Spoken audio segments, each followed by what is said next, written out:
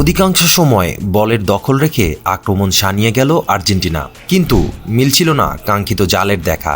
অবশেষে লাউতারো মার্তিনেসের একমাত্র গোলে কষ্টের জয় নিয়ে মাঠ ছাড়ল বিশ্ব চ্যাম্পিয়নরা। সেই গোলে সহায়তা করে আরেকটি রেকর্ড গড়লেন লিওনেল মেসি। বুয়েন্স আইরিশের লা বম্বোনেরায় বিশ্বকাপ বাছাইয়ের ম্যাচে সফরকারী পেরুকে 1-0 গোলে হারিয়ে জয় ফিরিয়েছে আর্জেন্টিনা। ম্যাচের 55তম মিনিটে লিওনেল মেসির বাড়ানো বলে গোলটি করেন মার্তিনেস। আর্জেন্টিনার হয়ে মেসির এটি 58তম অ্যাসিস্ট। আন্তর্জাতিক ফুটবলে তার সমান সর্বোচ্চ অ্যাসিস্টের রেকর্ড এতদিন ছিল যুক্তরাষ্ট্রের ল্যান্ডন ডনোভানের দখলে। আর্জেন্টিনার হয়ে মার্তিনেসের 32তম গোল এটি। গোল সংখ্যায় 3 স্পর্শ করলেন সর্বকালের অন্যতম সেরা ফুটবলার দিয়াগো মারাদোনাকে। আগের ম্যাচে প্যারাগুয়ের কাছে 2-1 গোলে হারা আর্জেন্টিনা শুরু থেকেই চাপ ধরে রাখে চিলির রক্ষণে।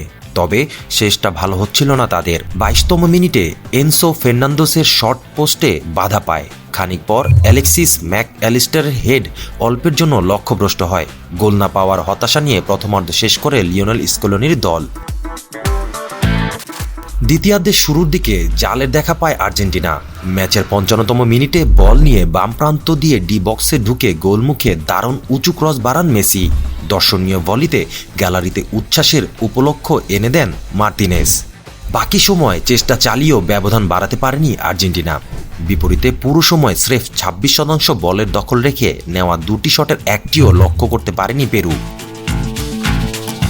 12 ম্যাচে আর্জেন্টিনার এটি 8ম জয়, সাথে 1 ড্রয়ে 25 পয়েন্ট নিয়ে শীর্ষেই আছেন মেসিরা। একই সঙ্গে অনুষ্ঠিত দিনের অন্য ম্যাচে স্বাগতিক ভেনেজুয়েলাকে 4-2 গোলে হারায় চিলি। 12 ম্যাচে এটি তাদের দ্বিতীয় জয়। তারা আছে 10 দলের তালিকার 9-এ। আরেক ম্যাচে দারুণ ছন্দে থাকা স্বাগতিক কলম্বিয়াকে একজন কম নিয়েও 1-0 গোলে হারিয়ে দিয়েছে ইকুয়েডর। 12 ম্যাচে 19 পয়েন্ট নিয়ে তারা তালিকা 3-এ উঠে এসেছে।